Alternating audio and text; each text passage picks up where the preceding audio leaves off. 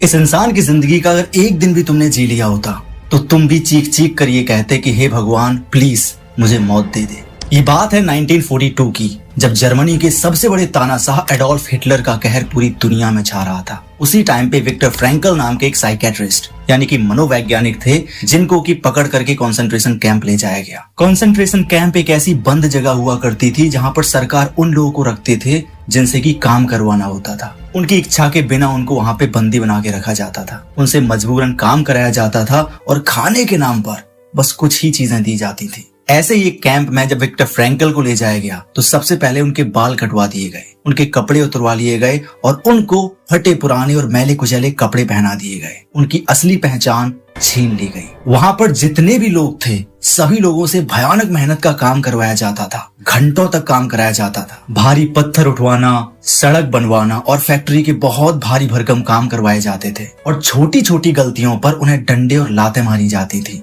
और पता है उनसे क्या बोला जाता था? सुअर। सबको सुअर नाम से बुलाया जाता था। और घंटों तक काम कराने के बाद खाने के नाम पर ब्रेकफास्ट में बस गर्म पानी या फिर काली कॉफी जिसमें कोई स्वाद नहीं हुआ करता था। दोपहर के टाइम पे पतला सूप और कभी कभार उसमें आलू के छोटे छोटे टुकड़े या सब्जियों के छोटे छोटे टुकड़े हुआ करते थे, इससे ज्यादा कुछ नहीं। और जब शाम का टाइम आया करता था तो शाम के टाइम पर छोटा सा ब्रेड का टुकड़ा दिया जाता था। बस दिन भर में इतना खाना दिया जाता था। उन्हें खाना सिर्फ इसलिए दिया जाता था ताकि वो मरे ना, जिंदा रहें। कोई बीमार है, कोई कमजोर है, कोई भूखा है, डजंट मैटर, किसी चीज से कोई फर्क नहीं पड़ता, बस तुम्हें काम करना है। अगर किसी ने ये दिखाने की कोशिश करी कि मैं बीमार हूँ, मैं भूखा हूँ, मैं कमजोर हूँ और मैं काम नहीं कर सकता, तो उस इंसान को जिंदा जला दिया जाता था। ये सिर्फ एक दिन की जिंदगी नहीं थी, हर दिन की जिंदगी ऐसी थी। विक्टर फ्रैंकल के सामने तो बहुत सारे उनके दोस्त ऐसे हुआ करते थे जो भूख से तड़प तड़प के मर जाते थे। उनके सामने उनकी लाशें पड़ी होती थी लेकिन वो कुछ नहीं कर सकते थे। विक्टर फ्रैंकल के साथ वाले लोगों ने तो उम्मीद छोड़ दी थी कि मैं कभी अपने परिवार वालों से भी मिल पाऊंगा, लेकिन विक्टर फ्रैंकल के अंदर एक उम्मीद थी।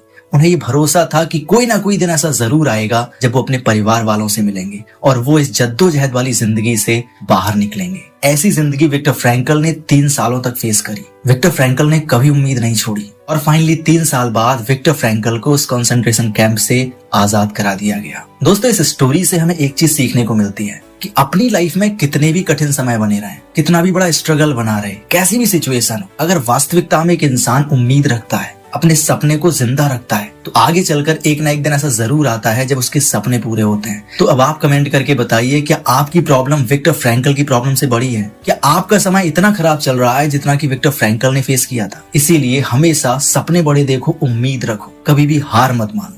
Work hard and be the best version of yourself.